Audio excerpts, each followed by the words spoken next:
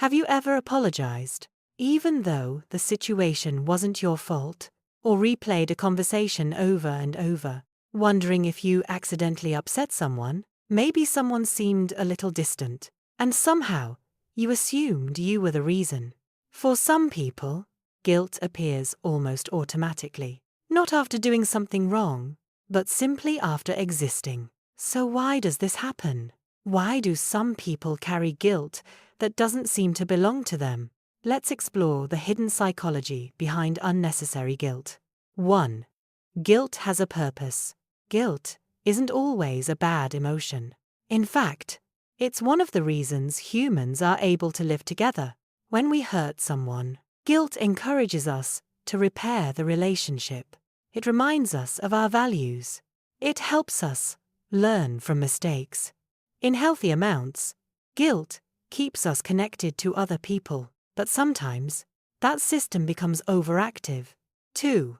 Responsibility can become distorted. Some people slowly begin feeling responsible for things they were never responsible for. Other people's emotions, other people's choices, other people's happiness. If someone is upset, they assume it's their fault. If someone is disappointed, they immediately wonder what they did wrong.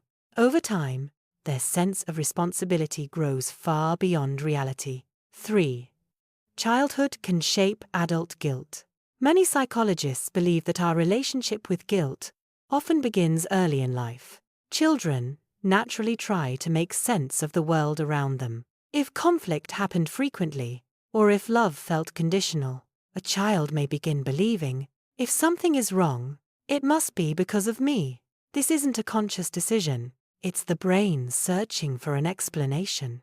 And sometimes, that explanation follows us into adulthood. 4. People-pleasing often starts with fear. Many people who struggle with excessive guilt also struggle with people-pleasing. They avoid saying no. They avoid disappointing others. They apologize constantly. Not because they're weak, but because somewhere along the way, keeping everyone happy began to feel like staying safe. The fear isn't always rejection. Sometimes it's the fear of becoming the bad person. 5. Your brain notices negative feedback more. Human brains naturally pay more attention to criticism than praise. You might receive 10 compliments and 1 complaint days later. Which one do you remember? For many people, the criticism. This tendency helped our ancestors learn from mistakes. But today, it can leave us feeling guilty long after the moment has passed. 6. Empathy can become exhausting. Empathy is the ability to understand how someone else feels.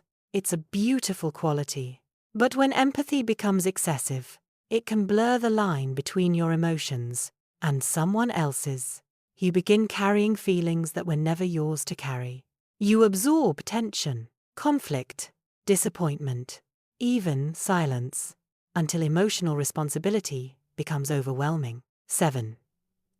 Perfectionism feeds guilt. Perfectionists often believe they must never inconvenience anyone, never make mistakes, never disappoint. When those impossible standards aren't met, guilt quickly appears. Not because they've failed morally, but because they've failed to meet expectations that no human could consistently achieve. 8. Guilt isn't always a sign you've done something wrong.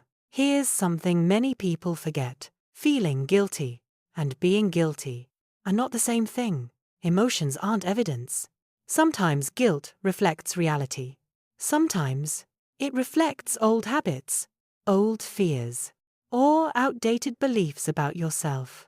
Learning to tell the difference is an important part of emotional growth. 9. Healthy boundaries often feel uncomfortable at first. The first time you say no, you may feel guilty.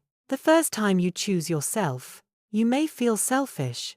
The first time you stop fixing everyone else's problems, you may feel responsible. But uncomfortable doesn't always mean wrong.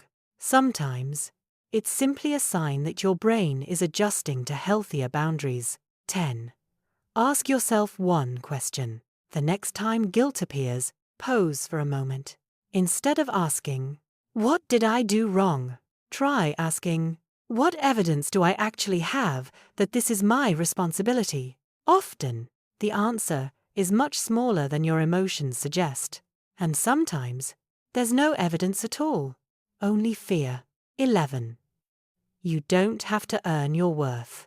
Many people spend years believing they must constantly prove they're kind, helpful, reliable, easy to be around. But your worth isn't something you earn by never upsetting anyone. You're allowed to make mistakes. You're allowed to disagree. You're allowed to have needs. Healthy relationships don't require you to carry guilt that was never yours.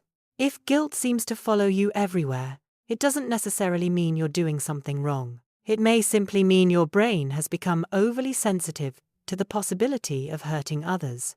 That sensitivity may have protected you once, but it doesn't have to control you forever. With awareness, self-compassion, and healthier boundaries, you can learn the difference between real responsibility and imagined responsibility. Because you don't have to apologize for existing. Sometimes, the kindest thing you can do is stop blaming yourself for things that were never your fault in the first place.